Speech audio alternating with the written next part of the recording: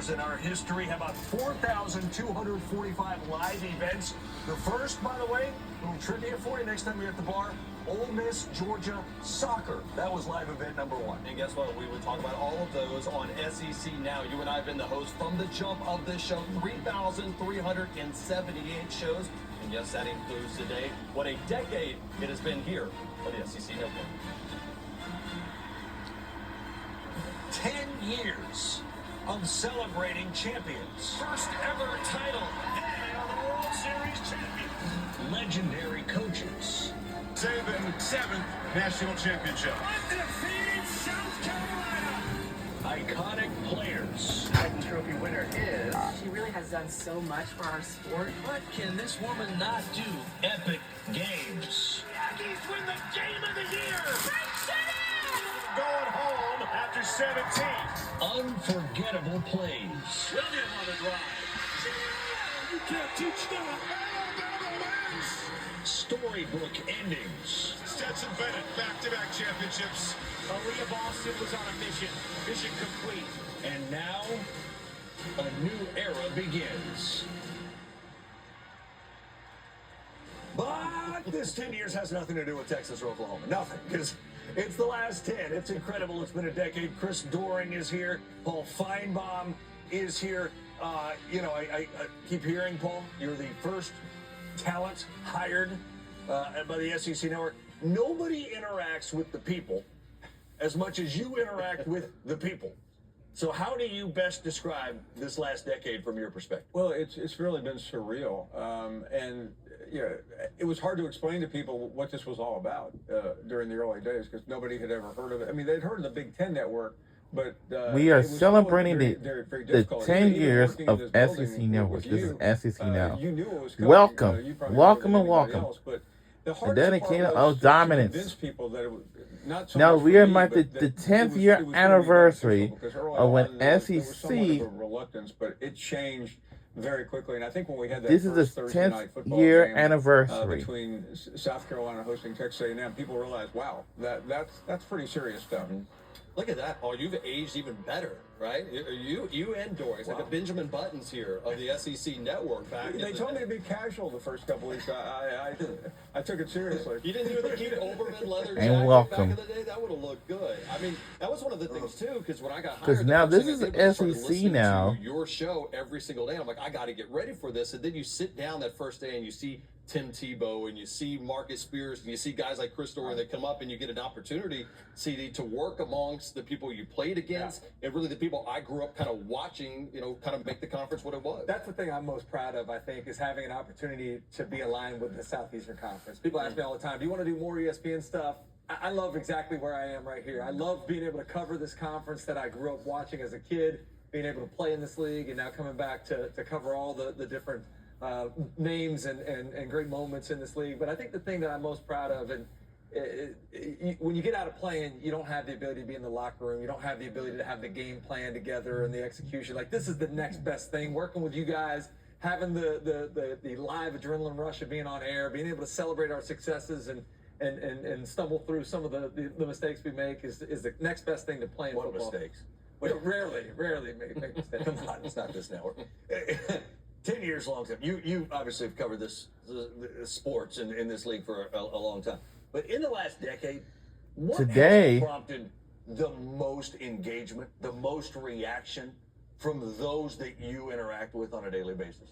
I think it's from a fan standpoint, finding a way to derail Alabama. Because Nick Saban got to the SEC for the second time in 2007, and he owned the league, and so it became everyone against Alabama. Now I realize LSU snuck in there in 19, and so did Auburn, and so did a few other schools. But that's really that was the battle, and I guess I've thought about these last 10 years of what surprises me the most, and I think the biggest thing, guys, is that I outlasted Nick Saban. Didn't see that happening. Didn't see that. Did not cash that ticket. I think the thing that I love the most, though, Paul, and what we do is getting a chance to talk to the coaches and players and get to know these folks.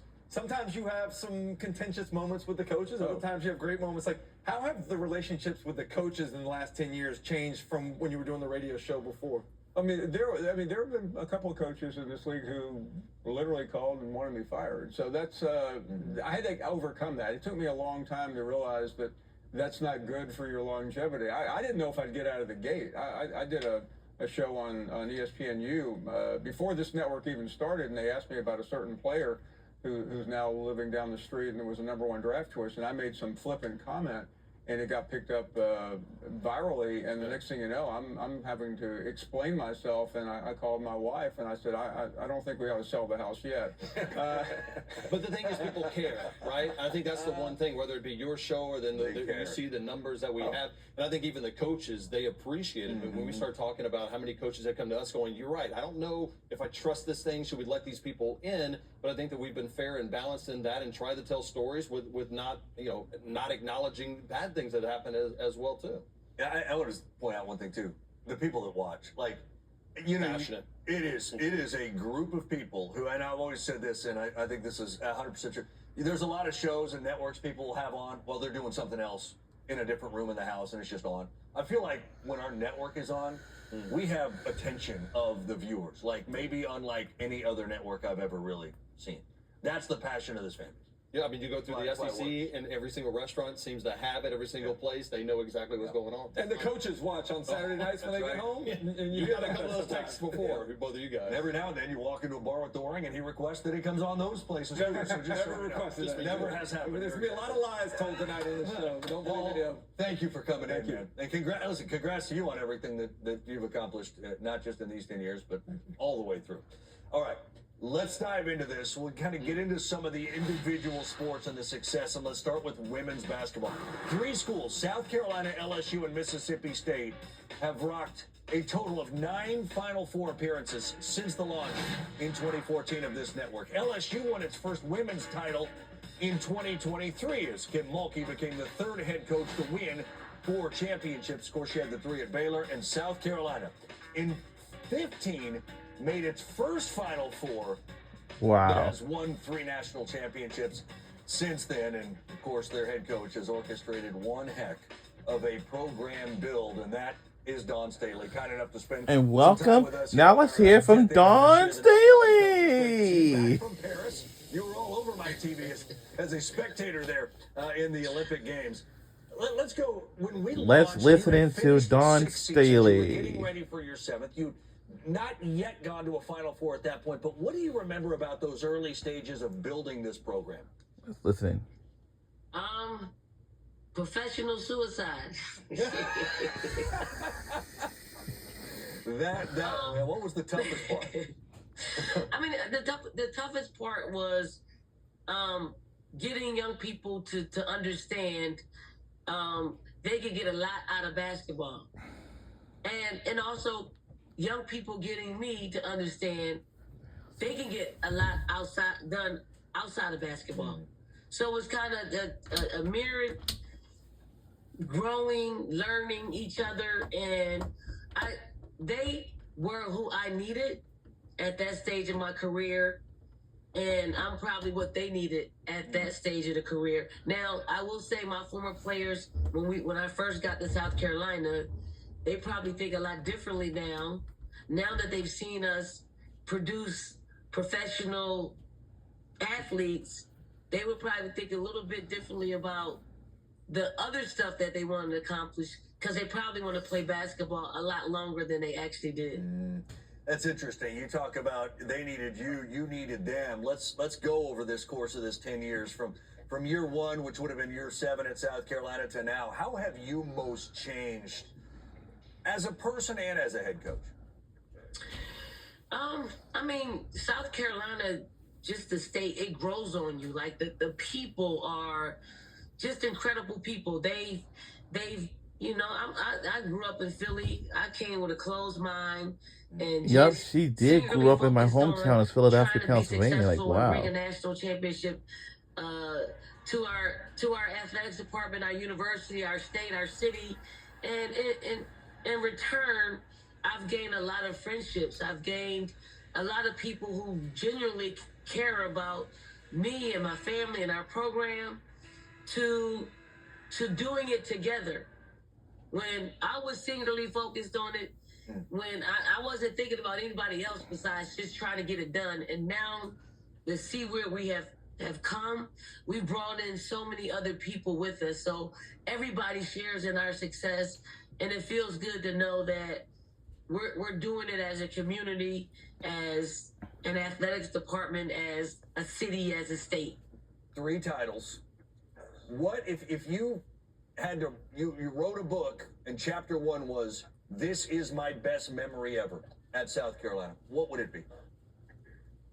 It's hard. I know. It's unfair. That's I know hard. It's an unfair question, but I asked it anyways. I'm sorry. I would say the community that we have here in South Carolina. It's the people. Like, the people are super kind. They're super competitive, and they're super prideful. So it is all the things that they bring to the table. Love it. From a building that was mostly empty to a building that seems to be always full. That's got to be a joy to see that. Dawn Staley, South Carolina head coach. Congratulations on everything, and we appreciate you spending some time with us on this 10-year show. Thanks so much. Thank you. I got to give a shout out to Commissioner Slive, who made it all happen. No question. The late Mike Slive. We all love the commissioner. Thank you so much, Coach. Thank you. And that was from Dawn Staley. A lot more coming up, including a way you can talk about the dominance of this conference without talking about the role baseball has played. 6 titles, 6 different teams. Ryan McGee gives us a recap in only the Ryan McGee voice that he could do. And plus, after weeks, months, maybe even years of deliberation, we've narrowed it down to our top 10 memories since we launched the SEC Network back in 2014. And there's only one football coach that's been part of our network launch a decade ago. We'll chat with the head man over in Lexington, Coach Mark Stoops, about the journey of the last decade, coming up next on SEC Now. We'll be right back.